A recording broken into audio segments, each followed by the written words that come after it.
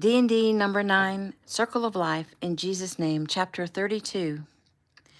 Gabe and Peyton stood with plates in their hands, munching on hors d'oeuvres and watching people dance. Gabe had been dancing with Miss Maddie when he'd been told it was almost time for the dance that he and Taylor had planned for Jake and Lena. Avery had run off to find Taylor. The reception party had been lots of fun so far. Everyone was happy and free and drinking, which was always fun to watch for Gabe. He especially liked seeing his father loosen up a little. Currently, Gabe was watching his father hold his mom very close on the dance floor. Gabe admired his father in his Marine dress uniform. That patriotic feeling of having pride in his country welled up, and he smiled. And his mom looked so pretty as she looked up into his father's eyes. Anyone who was looking at them could tell that they were madly in love. And right next to them, Taylor's parents were also dancing very close. He suddenly realized that he used to think of them as the Ricky Keno and the Brianna Adams, and now he just thinks of them as Taylor's parents. Gabe shifted his gaze to see who else was doing the same thing. Jeff and Mickey were dancing, but they were talking to each other and laughing. JoJo was dancing with Lily, and she shrieked as he dipped her low. Gabe smiled. Brody was dancing with Daisy very slowly, and he reached up and touched her face. What's going on there, he wondered. Daisy was maybe a year older than Brody. He scanned the dance floor for Rose and found her dancing with Derek. He hadn't seen Mike Moreland, which meant Rose hadn't spoken with her dad yet. Of course, there hadn't really been time for that since Gabe's curt words to her late last night. He hoped she'd come clean soon. He looked around. Violet was nowhere to be seen, and he knew what that meant. His oldest sister, Heather, was dancing with Nolan, both her hands around his neck. Grandmaster Keno was on the very edge of the dance floor, dancing with Miss Shelley. He saw Mark and Bella, and Joey and Breeze, and wondered who was watching the little ones. Logan was talking to Grace Nash. Gabe was sure about the music industry, since that was his focus. Marines, Shane and Corey, danced with Lena's old high school BFFs, Holly and Kayla. And he saw Pastor Tim dancing with his wife, and Jeffy and Cam, and Jensen and Kimmy, and Sheriff Ty and Miss Jenny, and the mayor, and his high school coach. So many. The dance floor was crowded. He could just get glimpses of Jake and Lena in the very center. At the moment, they were standing still and kissing, and Gabe thought they were probably very much looking forward to... He stopped the thought. But he understood how Jake must be feeling, because Gabe himself had imagined many times what would happen once Gabe and Taylor got married, if they got married. Toby and Caroline were dancing some slow, sexy Latin dance, and they looked professional. Of course, Miss Caroline was a pro, and she probably taught her husband to dance. Jason Lee was dancing with Angel, and they seemed to be doing the same dance, and they also looked very professional. And that was interesting to Gabe, that one of the toughest and deadliest men in the world was dancing like a pro. He pointed it out to Peyton, who merely smiled, and Gabe glanced up at him. He had a bruise on his cheek and a scratch across his forehead. "What's up, Peyton?" "Nothing. Why?" "I mean, you're usually talking a mile a minute, so what's wrong?" "I don't know. Life is changing, you know. It's like getting serious." "Are you talking about going off to college, or are you talking about that fight today?" Peyton was silent a minute. "Both, I guess." Gabe tried to think of what to say. Peyton didn't have a father he could go to and sort out his feelings with, and Gabe himself was not smart or mature enough. But right now he had to say something to help. He wondered what his own father would say to Peyton. He silently asked God to help him to help Peyton. He blew out a breath. "So, I was thinking those same things pretty recently, you know, like it used to be the most important thing I had to do was make good grades on a history test or get a hit at the game. And now it seems I have to think about life and death, heavy stuff. And then Joey Adams asked me, was I ready to be a man, or did I just want to play around and be normal and just have fun the rest of my life? And my dad explained to me that growing up and being a man is not just a number. We have to adjust and roll with the punches and take things in stride and aim for the bleachers." Gabe laughed. He used every sports analogy he could think of to get through my thick brain. "So yeah, things are changing, but You, my freaking awesome best friend in the world, have a huge opportunity in front of you to make a difference. And not only in your life, but in all those around you. Your mom, your brother, all the kids you can influence, your teammates. You are more powerful than you know. Peyton sighed. I'm not powerful enough to fight off a couple of punks, apparently, or keep them from hurting Avery. Gabe nodded. He understood. Okay, I get what you're saying, but let me put things into perspective for you. Yeah, you're a big, strong athlete, but I've been studying martial arts since I was old enough to walk, and I've had a father who was special forces. Fighting is what we do. But you, Peyton, you didn't have all the privileges I've had. While I was in martial arts class, you were working, cutting grass, working at that grocery store, waiting tables at the steakhouse, working at the inn. That's bull, Gabe. You were working in those places too. Well, not like you, only on school breaks and during the summer, and I was pocketing my money. That's how I bought my truck. But you were contributing your money to your family to help buy food or keep the power on, and that is so much more than I ever did. And yeah, now it's time for me to start doing stuff for people. But you've already been doing stuff your whole life. Peyton, you're one of my heroes. And look, I know you have the weight of the world on your shoulders, but my family will look after your mom and Lucas while you're gone so that you don't have to worry. Just go up there to Georgia and rock their world. I believe in you. Peyton nodded. I'll give it all I got. I spoke to Brody. He thinks I'm going to do well. Well, he would know. Gabe thought a moment and decided to tell Peyton what he intended. So, have you thought about how you're going to get up there to school or how you're going to get around once you're up there?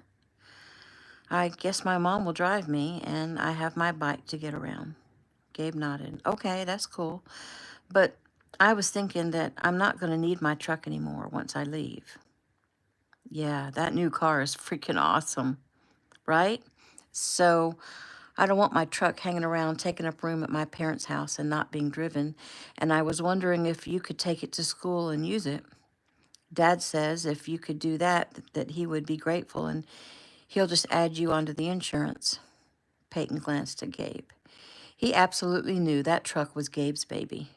Gabe, once again, was trying to help him without embarrassing him. He sighed. He'd allow him to help now, but swore one day Peyton would pay it forward. He smiled. I can't believe you're going to let me drive your truck. Gabe shrugged. It's just a thing. It's been good to me. I've been blessed. I hope it will bless you. Thanks, man. It seems I'm always thanking you for something. Well, don't thank me. I don't need your thanks or your gratitude. I need you to have every opportunity to succeed. And if you want to be grateful, then thank God for the talent he's given you. Peyton nodded. I do. So, Gabe went on, you never did finish telling me what started that fight today. Peyton shook his head. I don't really want to talk about it. Oh, did you know the guys? Never seen them before. They seemed older. Yep. What did they say to you? Well, what part of I don't want to talk about it did you not understand? Gabe smiled. Sorry. He glanced up to see beautiful Taylor and Avery approaching. Oh, it looks like it's time for me to dance anyway. Well, do good, 'cause I'm going to video and post it, and so are a lot of other people. Yeah, I know. Apparently, the more I trend, the more good I can do for people, so whatever. Gabe looked Taylor over as she approached, and he frowned. What's wrong? She said. You changed. That dress is very cute, but it's kind of flippy. Aren't you worried about it he didn't finish because he didn't know how to put it? She laughed. Poor Gabe. Cat got your tongue? I have on shorts underneath. Don't worry, I'm being modest, but giving myself some freedom of movement. He nodded. Not that I mind, I just don't want your parents mad at me. Well, my mom helped me pick out this dress. Oh, well, okay, let's do this. Wait a minute, I gotta fix you. Me? Take off your jacket. He did, and she frowned at his torn shirt. It had a smear of blood on it, and she lifted it up. Did you know that you were hurt? It's just a scratch. It happened when that guy grabbed my shirt to keep from falling backward when I tried to break his nose. Taylor giggled. You said that so matter of fact. Gabe shrugged. Well, that's what I was trying to do. She reached up and loosened his tie, pulled it over his head. Take off your shirt. He looked around. What? Just trust me, please. He took off his shirt, and Taylor and Avery looked at each other with a smile. Okay, now put the jacket back on. Yeah, that is so sexy. Gabe rolled his eyes. Taylor grinned. The floor cleared as the DJ announced a special surprise for Jake and Lena. They sat the couple in 2 chairs at the front of the dance floor, and Gabe and Taylor entered and stood side by side. They began by striking Michael Jackson poses to the bridge of Billie Jean.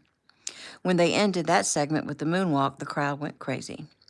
They were dancing to a 5-minute medley of a bunch of trending TikTok dances, including Staying Alive, Blurred Lines, Toxic, Grease, and Uptown Funk, plus a few more. Maybe I didn't say that quite clearly enough. Uptown Funk, plus a few more. When it ended, Taylor and Gabe both kissed Lena's cheek and high-fived Jake. Right away, everyone gathered around to cut the cake, and Gabe and Taylor went straight to the refreshment table to get something to drink.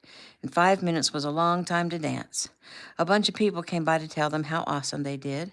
Peyton and Avery wanted some pics, so they posed a few times, one where Gabe kissed Taylor. Then Peyton and Avery headed off to get some cake, and Gabe and Taylor stood there chatting and watching Jake and Lena cut the cake when Caroline Smith approached, a smile on her face. You two were simply wonderful, she said. Well, thank you, Miss Caroline, Taylor replied. That means a lot coming from you. Well, I mean it. I understand that neither one of you has had any dance training. Nah, we just like to dance, Gabe said. It's fun. I agree. Have you ever thought about training? Funny you should ask that, Taylor said. My brother and I were talking a few months ago about me loving to dance, and I told him I wish I'd known that when I was young because I would have liked to learn. Well, it's never too late. I'll have you know, I was only a few years younger than you when I began dancing. Really? Yes, and I had to work hard to catch up, and then once I did, I kept working hard.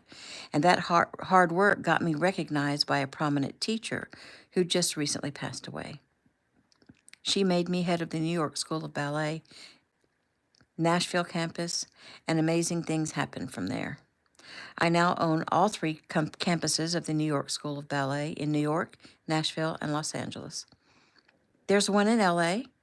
Yes, ma'am, and I think you should check it out. Well, do you teach more than just ballet?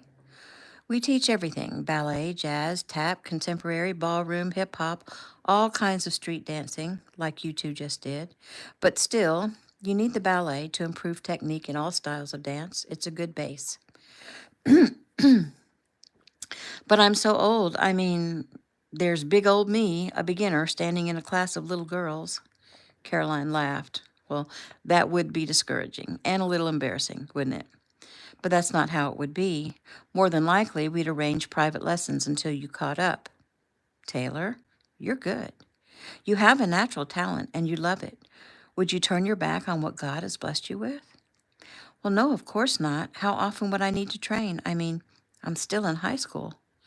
As often as possible, working around your schedule. Tell you what, I'll talk to your parents for you and get them to bring you into the school and look around, check out a few classes. Taylor's eyes sparkled. Oh, this is so exciting. Caroline smiled. I'm glad you think so. She looked at Gabe. I'd invite you too because you too are a natural, but I know you're headed off to be a warrior. Gabe nodded. Yes, ma'am, but maybe Taylor can teach me some stuff.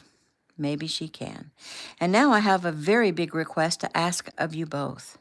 As you probably know, I was a judge on America Can Dance for years, and I've been taking some time off, but I'm still one of the executive producers of the show. And I'd like you two to come and do the dance you just did on the show, live. OMG, Taylor exclaimed. Seriously? I mean, really? I'm serious. The new season won't start until the fall, and I'm not sure of the time frame yet, but it would be so good to have you two on. You guys are hugely popular with the young people of this country, and you can be such a good influence on directing them to dance instead of other things they do to get in trouble. Dancing is an honorable pastime, and it's an art. What do you say? Well, I'm not sure if I can take time off my training at Ameritech, Gabe said with a frown. Oh, shoo, no worries there. I'll talk to Jason. This appearance can boost your foundation to heights you wouldn't believe. I'll even add to your foundation. I'll donate 2 dance scholarships to underprivileged kids at each school location. Wow, Gabe said. I guess I can't turn that down. Wonderful, Caroline said. Now, the only thing is you'll need to clean up your dance a bit, but don't worry, I'll personally help you with that. And the show is taped in Nashville, but I imagine I can steal you away for that weekend. The show airs on Monday nights, but I'll want you there 2 days before so we can work on the dance. But I'll iron out all the details with your parents. She shook their hands, one in each of hers, and squeezed them tightly. I'm very excited about this. We'll talk later after I've had a chance to talk to your parents. Yes, ma'am, they both said, and thank you. Thank you, she returned and left them. Taylor looked up at Gabe, her face beaming. Can you believe what just happened? Gabe smiled at her. It's cool, and I love how excited you are. He started to pull her close and kiss her when they were approached again, this time by Sheriff Ty. He shook their hands and told them their dance was great and then directed his words to Gabe. Do you mind giving me a little more information about what happened earlier today with Peyton and Avery? I don't know much. Agent Dalton and I, were in my truck going to pick up Peyton and Avery for the wedding. Apparently, they were taking a little walk while they were waiting on us to get there. And where were they when you saw them?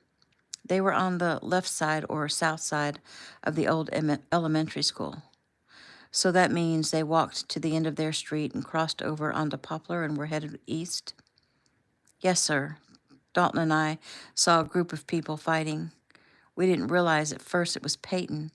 2 guys had him by his arms and another guy was punching him. So there were 3? No, there were 4. Another guy had Avery. She was trying to get to Peyton to help him, but the 4th guy had her around her waist and was pulling her away. And then what happened? Well, we stopped the truck right there on the side of Poplar and jumped out. I charged over to Peyton and grabbed one of the guys holding his arm. I kicked him and punched him in the face, and he grabbed out at me when he was falling down and ripped my shirt. Dalton grabbed the guy who was punching Peyton and held him away, but they all just turned and ran. The guy holding Avery threw her down on the gravel, and we didn't bother to run after them. Ty nodded. He took out his phone. Is this the one you punched? He showed Gabe a picture of a man about 20 years old with a black eye and bandage over the bridge of his nose. Gabe squinted and shook his head. No, the guy I punched was white. The other one holding Peyton's arm was black, but I don't think that's him. My guy had a red bandana on his head and longish black hair sticking out the bottom. Ty nodded with a smile, swiped his phone, and showed it to Gabe. How about this guy? Gabe looked at another man, again about 20, with a bandage on his nose, a red bandana, and long black hair. Gabe nodded. Yep, that's him. Ty spoke into his phone. Put it on record that he's been positively identified. He put his phone away. Good job, Gabe. So you already caught these guys? Well, just the one. Who was that other guy? Just an old mugshot of someone. Gabe smiled. Oh, I see what you did there. So did this guy say why they decided to jump Peyton? Ty nodded. Yep. He and the other 3 were each paid $1,000 to find Gabe Tanner's best friend and work him over. Gabe's face paled. What? He cursed vehemently and then looked at Taylor. Sorry. The men were hired up in Atlanta. They were told that since they couldn't get to you or your family, they were going to get to someone else you cared about. The guy who hired them was a man named Payne. Taylor winced, and Gabe looked down at her. Her face had gone pale. He put his arm around her. It's okay. You're safe. I got you, Tay. He looked back up at the sheriff. Do the Kinos know? Does my dad know? Yes, I just spoke with them and told them I was coming over here to talk to you, that I wanted to talk to you alone. They're waiting for me to finish. So, does Peyton know that these guys got him because of me? Yes. They asked him if he was friends with the great Gabe Tanner. Gabe felt like he was going to explode. I don't freaking get it. They wanted me dead because they thought I might ruin Taylor. It's not like Peyton or any member of my family are going to do something to her. It doesn't make sense. Yeah, well, psychopaths don't have to make sense. It seems now he has a personal vendetta against you. He was breathing hard, his eyes filled with tears. Not tears of sadness or of fear, but tears of rage.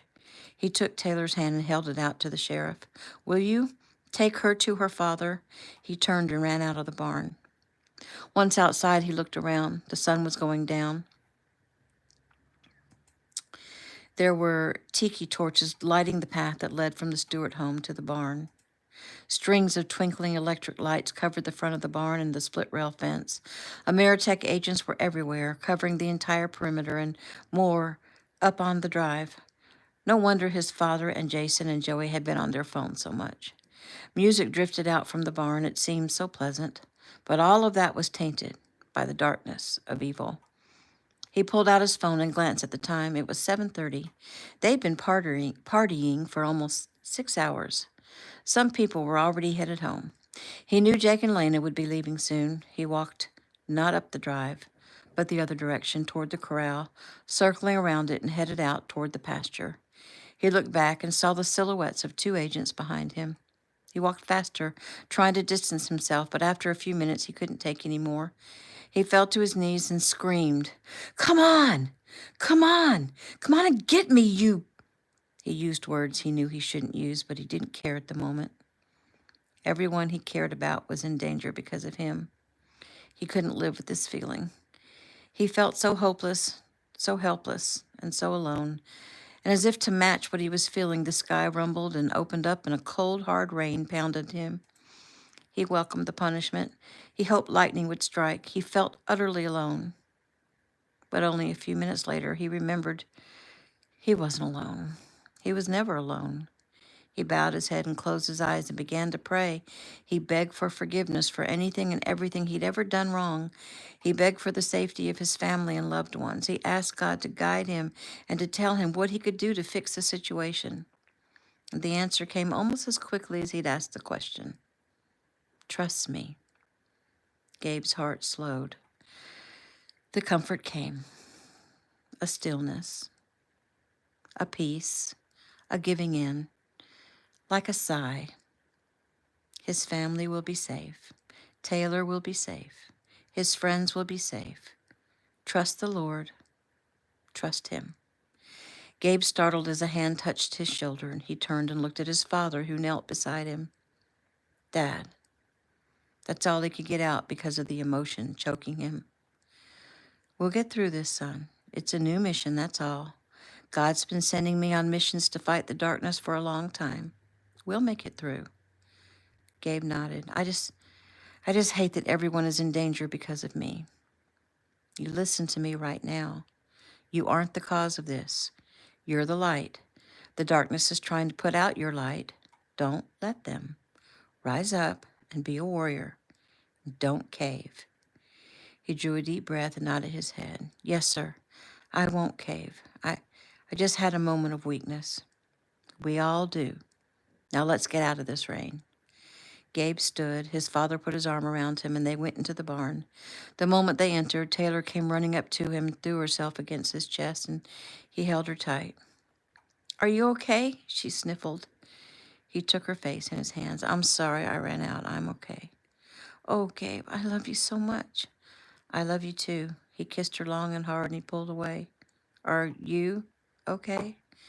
Well, I will be as long as I can be with you. He kissed her again. They parted quickly, though, when they announced Lena was going to throw her bouquet and the newly married couple was about to leave. Go on, Gabe said as she ran off to hopefully catch the bouquet. He watched silently, still feeling the heaviness of the responsibility of fighting the darkness. No wonder his father was so often somber and serious. Taylor did not get to catch the bouquet. Instead, it was his sister, Violet. She seemed delighted, and Gabe smiled and wondered if Agent C.J. Blackman would be the one for her. Everyone was hugging Jake and Lena and saying goodbye to them. Some of the guys were making lewd comments, which Jake merely laughed at, knowing it was all in good fun. They started toward the door, and Gabe moved forward and hugged Lena, then solemnly shook Jake's hand. Be careful, Jake. You're going into Atlanta, right? Bad guys are out to get people I love. Jake nodded. I heard. It would be their biggest mistake to mess with me or Lena. Gabe smiled. Just be careful. I promise, little bro. Are you carrying? Always. He turned and grabbed Lena's hand, and they ran through the rain up to the house where they would change clothes, get in Lena's car, and drive to the Waldorf Astoria Hotel in Buckhead. Laughing, they went together up to Lena's bedroom where their clothes had been neatly laid out. Lena's teeth were chattering from the cold rain, or maybe it was from the nerves of being alone in a room with her new husband. She ran her hands over her bare arms. I hope my dress isn't ruined. Jake smiled. Why? You planning on wearing it again? Nope, but maybe our daughter. He sighed in pleasure at the thought. Turn around, and I'll unzip you. She did as ordered, tingling to his touch as he lowered the zipper. His hands went up and spread the back of the dress open and rested them on her shoulders. He kissed the nape of her neck. I can't wait to get you to that hotel, he said. She giggled. My bed is right there. He shook his head. I'd be too worried someone would knock on the door wondering what's taking us so long to get dressed. Well, I think they'd figure it out. He stepped away. Oh, no. Once I take you to bed, I'm not letting you out. I've waited this long. Another hour or so won't kill me. He started unbuttoning his uniform, and she watched as he removed his jacket and shirt. Her heart sped up at the sight of his muscled chest, and suddenly she, too, was in a hurry. She grabbed her clothes and went into the bathroom and closed the door. He quickly hung up his uniform and pulled on his slacks and shirt. He was just tying shoes when she came back out. He smiled. He was sure she'd pull on some jeans, but instead she had on a pretty white short dress that came to mid-thigh. She grabbed some white shoes by the bed and hopped on one foot and then on the other as she put them on. She was adorable, and he just wanted to gobble her up. Her hair was still damp from the rain, but some of the flowers still remained. He reached his hand out to her, and she took it, and they stood there smiling at each other. You ready? He asked. She nodded. Ready. They left the room and headed downstairs. Their immediate families were there in the kitchen waiting on them to say goodbye one more time, making them glad they didn't give in to the temptation. Where's your suitcase? Lisa asked Lena. It's already in the car. Jake says too. Okay now. Drive safe, Jody said. I will, Jake assured her. The moms hugged them again. Lena's brothers, Charlie and Matt, hugged her and kissed her and shook Jake's hand, and little Erilyn started to cry. Oh, sweetie, what's wrong? Lena asked. I don't want you to move away. Sweetie, I'm just going on a little trip. I'll be back in just 3 days, okay? Okay, but Mom says you're going to live over at the cottage. I am, but you can come over and spend the night sometimes. John and Chaz both looked at Jake to get his reaction to that. Jake smiled. Yes, you can come over and I'll make you your favorite popcorn. Would you like that? Yes. And I was wondering if you would make me a new picture to put on my refrigerator. She smiled. Sure. Lena looked at Jake with so much love. John and Chaz both took Jake aside. Son, you have enough money? He laughed. Yes, sir, I do. He looked at Chaz to see what admonition he wanted to lay on him. Chaz smiled. I know she may still be a little fragile. Yes, sir, I know. So well, be gentle. Jake had to press his lips together to keep from grinning. I will. I would never hurt her. I promise. Satisfied, Chaz shook his hand and then pulled him in for a hug, and John did the same. They turned and kissed Lena's cheek. You ready, Mrs. Apple? Jake asked. Has it stopped raining? Yes, Lisa answered. Then yes, Mr. Apple, she responded. Drive safe, John said. Roger that. He took her hand and they ran out to the car that had been pulled out of the garage and around to the front of the house. There were white streamers decorating the car and white just married words on both side windows and the back. And just to make sure everyone knew that they were from the backwoods, someone had strung a bunch of beer cans from the bumper. Everyone from the barn had gathered around and were throwing rice at the couple from the little bags each person had been provided with. Jake and Lena both looked up in surprise as the males all started shooting Gabe's collection of Nerf guns at them. Jake helped Lena into the car, and as he ran around to get in, the guys pummeled him with their whole bags of rice. He caught one and chucked it back at Derek. He jumped into the car, and they pulled away. Everyone waved and shouted and cheered. and Jake watched them in the rearview mirror. Finally, he looked over at his wife. His wife. He smiled. She smiled back. Are you tired? I'm too excited to be tired right now, she said. What's that? Jake asked, pointing to a brown paper bag on the floorboard. Lena picked it up and looked through it. It's a care package. Some of the cake, some of the hors d'oeuvres, 2 bottles of water, some chocolates, and an envelope. She pulled out the envelope and opened it and smiled. It's a card and a check from Grandmaster Keno and Shelley. She read the handwritten card aloud. Dear Jacob and Milena, yours is a union obviously made in heaven, and Shelley and I couldn't be happier for you both. We both agree that your wedding vows were the most fervent and heartfelt and holy vows we've ever heard. We knew immediately that you two will have a long, happy marriage, and we can't wait to touch base with you on your first anniversary and hear how you've evolved and grown together. Shelley put together the food for you because she's thoughtful like that. Together, we'd like to give you this gift to help you be on your way in your new life as husband and wife. Use it for whatever you want. Do not even think about not accepting. Maybe you can use it as a down payment on that land you want to purchase or for the home you want to place there. We pray for you all, the love and happiness God has in store for you, and for your safety in everything you do and everything you face. As Shelley and I prayed for you this morning, we spoke to the Lord about your job as a Marine, Jake, and about its dangers. And we felt such a feeling of peace come over us. It was very comforting and reassuring. So lift up your head and trust Him in all things. If you ever need anything, please feel free to call on us. We see you as part of our family. We hope you see us the same way. Always and forever in Christ Jesus. Eric and Shelley Keno. Lena looked up and sighed. They are just the best, aren't they? Jake nodded. Some of the best people I've ever known. Lena unfolded the check and stared at it. So, how much is it? It's $25,000. Wow. Oh, we can't accept this, Lena said. Yes we can, and we will. And he told us to not even think about not accepting. But who gives this much money out of the blue to someone? They do.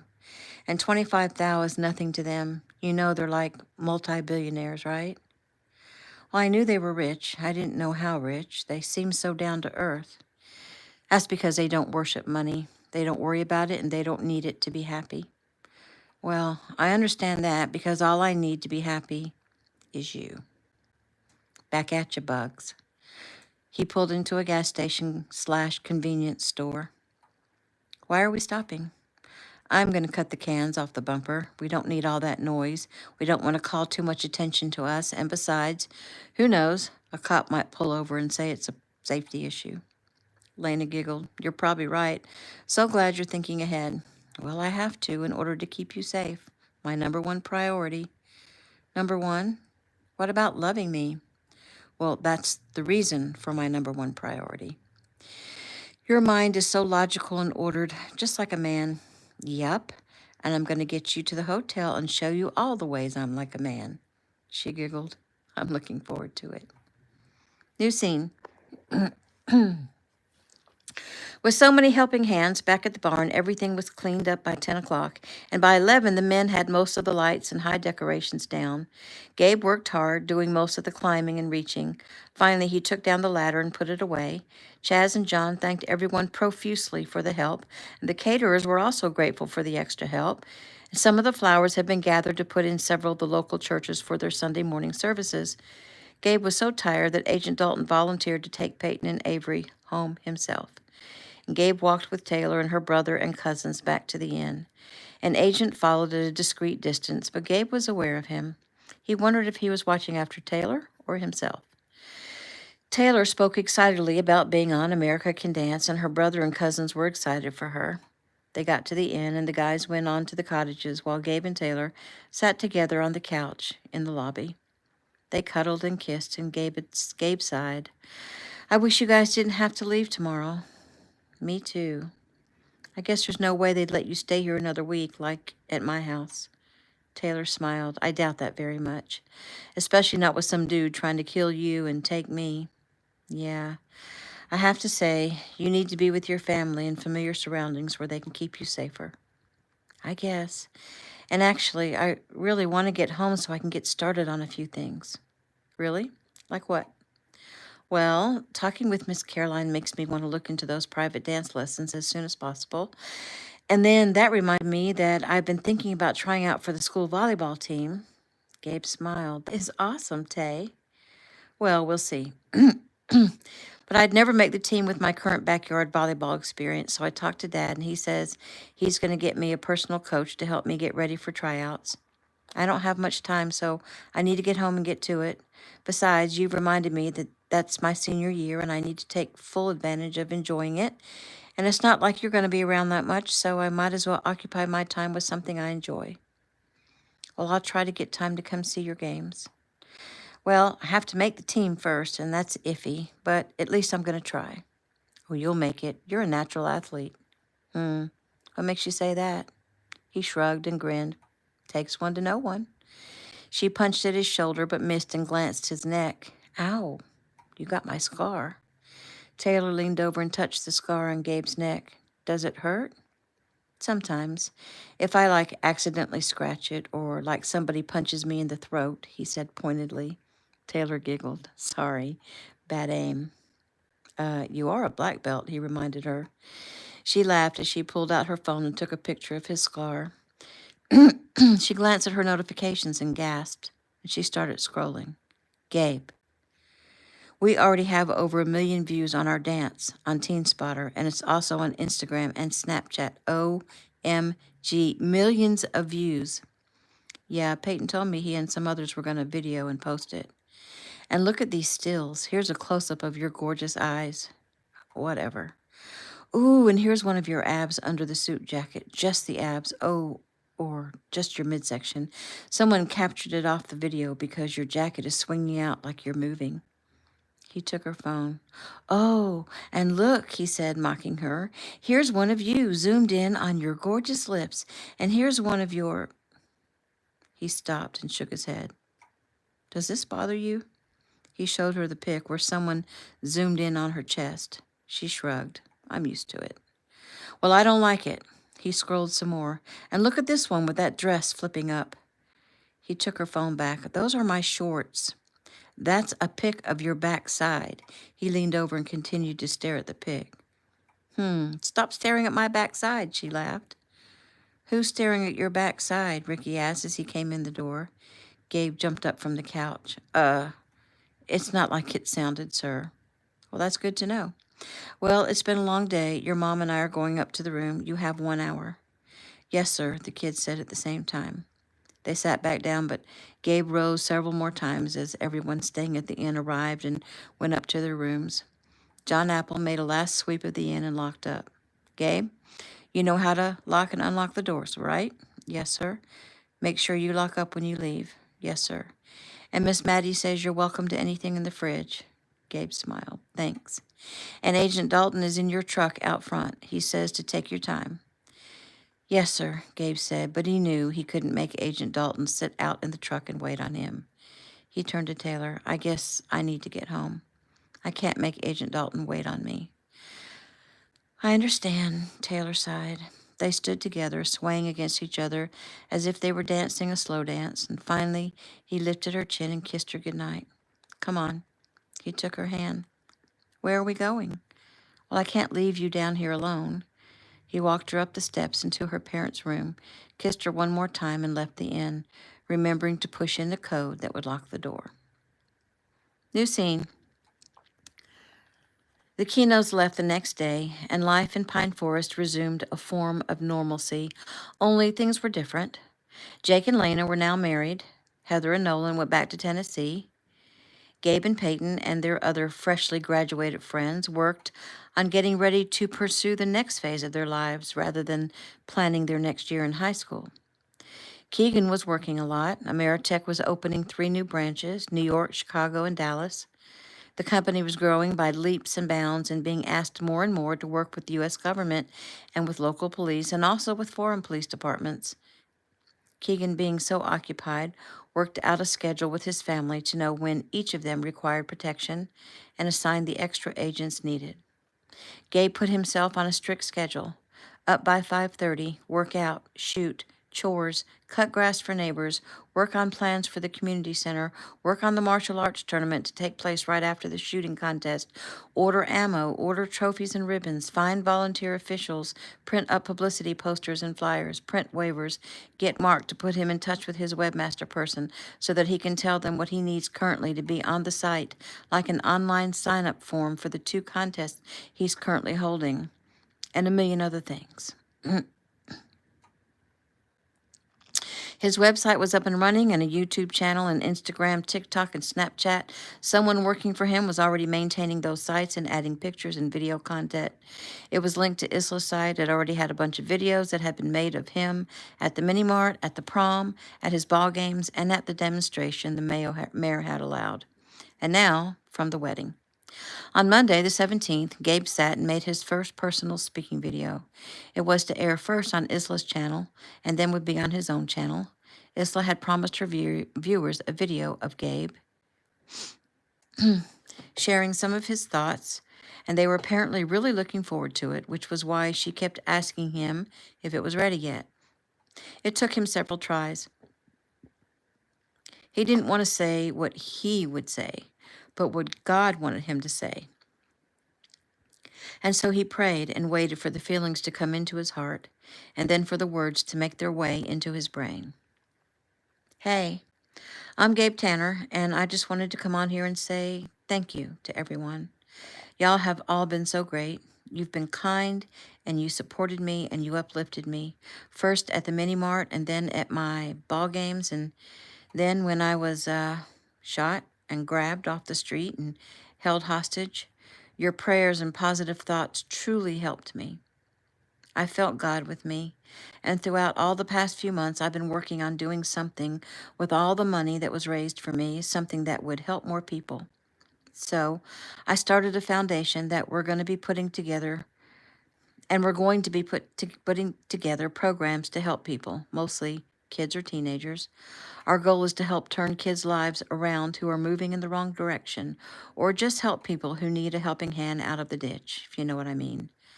All the specifics will be on my new website at gabetanner.com. Links to all my social media are on the site, and don't forget to subscribe and hit the like buttons, that is, if you like it. If you want to help, there's a donate button, or if you want to do more, contact us. I also want to give a huge shout out to Isla August at teenspotter.com, because without her, none of this would be happening. It's her and you, all of her followers, who have made some pretty miraculous things happen. He smiled. I wasn't sure what to think about Isla at first. I wasn't used to being interviewed on camera. I wasn't sure what her motive was, and I couldn't understand how people could be so interested in some country kid from rural Georgia. But then Isla won me over with her honesty and with her work ethic and with her testimony, which is beautiful. She's an awesome person, filled with light, and I'm proud to know her. So, every week, probably on a Sunday, I'm going to make a longer video and give you a message, maybe something to help you or lift you up if you're feeling down. I don't want this message to come from me because, I know I'm just a kid. So I want the message to be something the Lord wants me to say. I want it to come from Him. I prayed a little while ago and asked God, in Jesus' name, what does He want me to say today? What can I say to help someone? And here's what came into my mind. Sometimes life is hard, and sometimes it feels like we don't want to get up in the morning, and sometimes it feels like we're all alone. But we're not alone. We're never alone. God is always with us. That doesn't mean He's going to wave a magic wand and make all of our troubles go away. But while we're experiencing our troubles, He's right there next to you. So reach out to Him, and you'll feel His presence and His love. And when that happens, it's like the hard times seem so much smaller, so much easier, and then we make it through, and we find we've grown stronger because of the hard time. I know I've grown stronger over the past few months, and I've been blessed with people like you who supported me. So now, will you help me to support someone else? He smiled warmly. That's all for now. Would love to hear your thoughts or comments or ideas. So hit the contact button.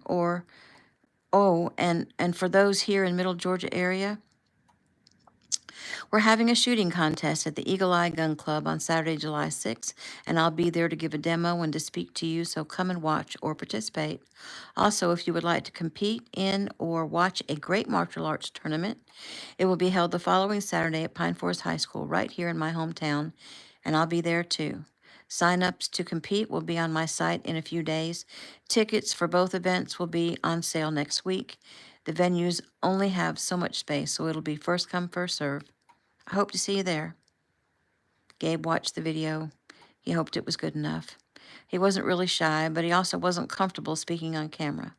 But he'd get used to it. He sent it to Isla with a note saying he could redo it if she wants. New scene. June 18th, Tuesday morning, Pine Forest Country Inn, Pine Forest, Georgia. Jody Apple rose early and headed down to the inn's kitchen. There was no one staying at the inn currently now that their wedding guests had all left, and it was a welcome break. There would be another slew of guests arriving soon enough.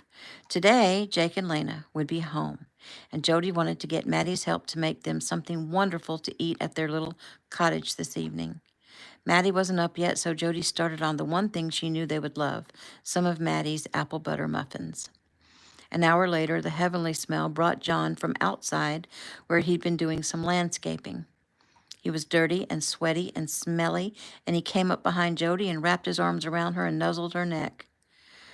Okay, I forgive you for not working out with me this morning since this is the result.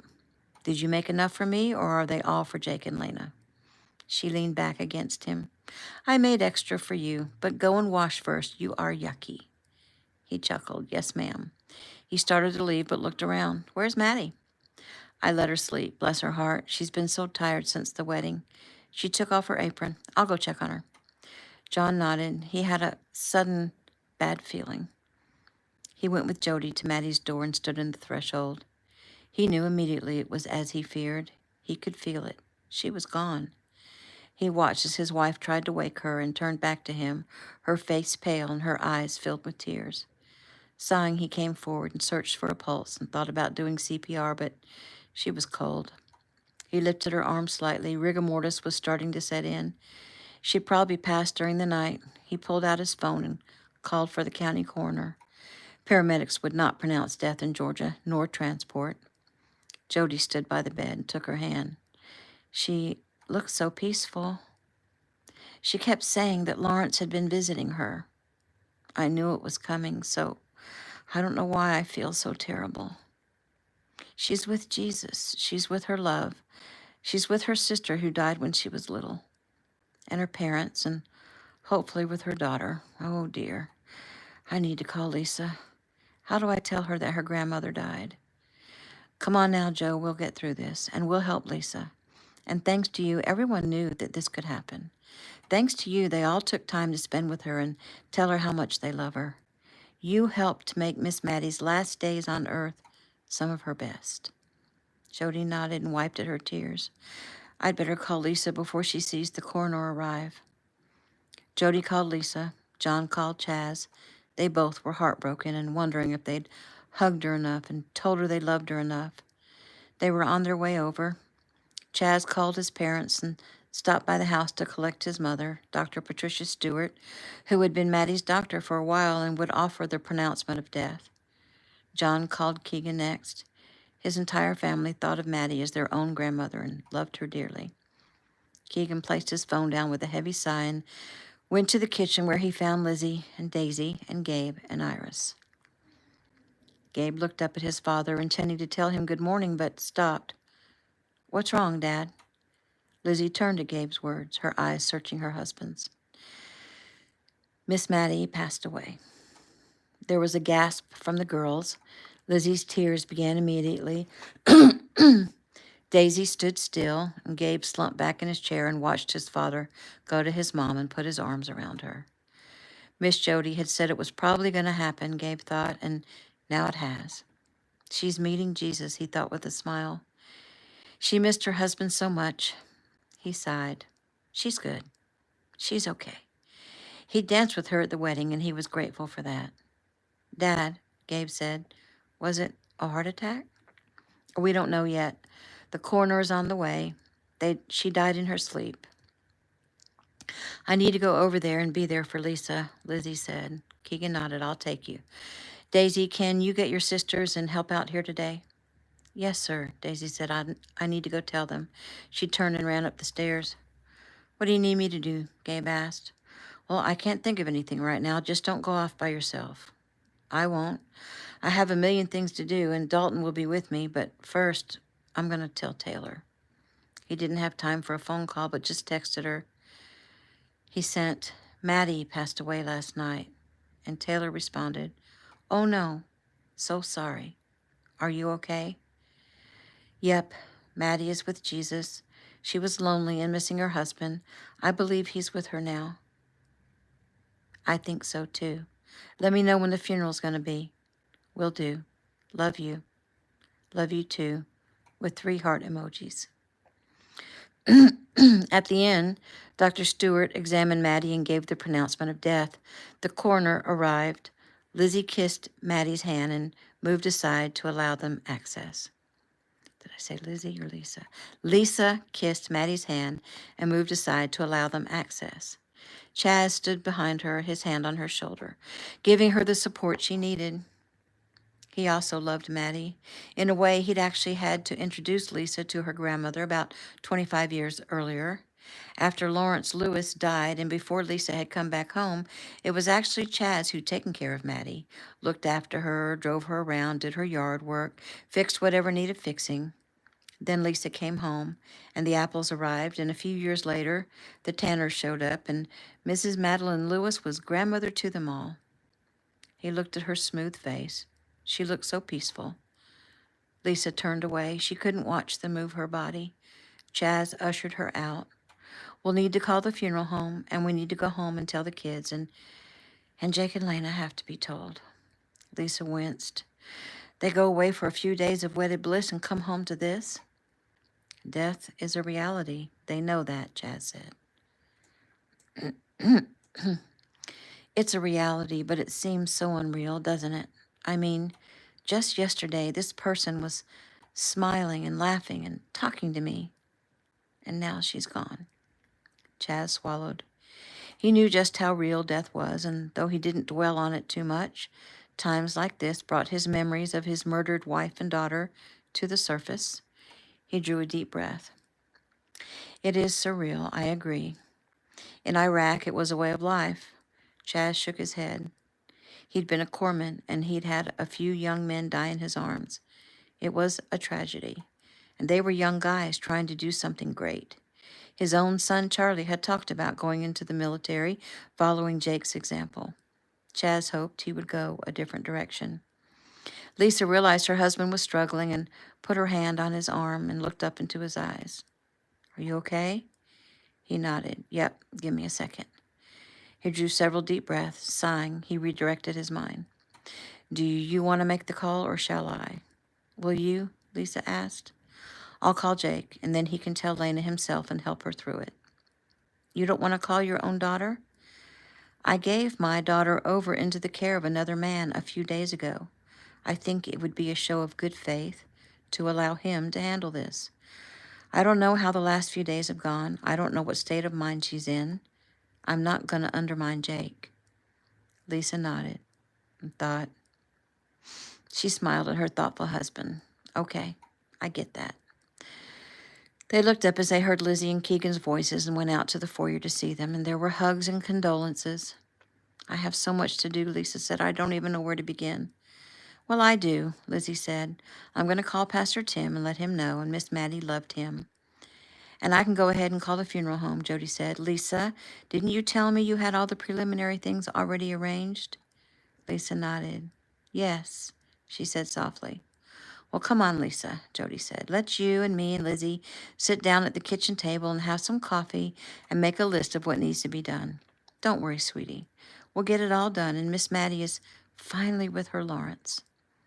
John, Keegan, and Chaz watched them go, and Keegan nodded at Chaz. What do you need from me? Chaz shook his head. I'm not sure. I just told my wife that I would call Jake and let him tell Lena. John nodded. You do that. I'll see if the coroner needs any information. I'm really glad I stopped Jody from calling Jake. Chaz looked up. Yeah. I'm glad about that, too. Well, I'm swamped at work, so I'll get back to it, Keegan said. But you need anything? Anything at all? Just say the word. Thanks, Chaz said as he shook Keegan's hand. Keegan left, and Chaz pulled out his phone and stepped out onto the front porch. Hey, Uncle Chaz, Jake answered. Jake? What's up? Is everything okay? Okay? Yes, but something is up. Is Lena nearby? She's in the pool having a last swim before we check out. What's her state of mind? Jake looked at her as she swam. She seemed to be happy. You're scaring me. Sorry, I have some bad news, and I'm telling you so that you can tell Lena and see to her. Okay. Miss Maddie passed away last night. Jake sighed and blew out a breath. Man. He shook his head. Man. So, what happened? He asked, his voice choked with emotion. I don't have a cause of death yet. She died in her sleep. When Jody went to check on her, she was already cold and rigor mortis had set in. Jake's eyes filled. She was his adopted grandmother, and they were very close. But they all had a feeling this was coming. Okay, so you want to talk to Lena? No, I want you to tell her. This is your responsibility. And then if she wants to call me or Lisa, she can call us. Yes, sir, I'll take care of it. So how's my mom? She's dealing and being a huge help to Lisa. Yeah, that sounds like my mom. Chaz glanced at his phone as it buzzed. Ricky is trying to call me. I gotta go. Call me if you need me.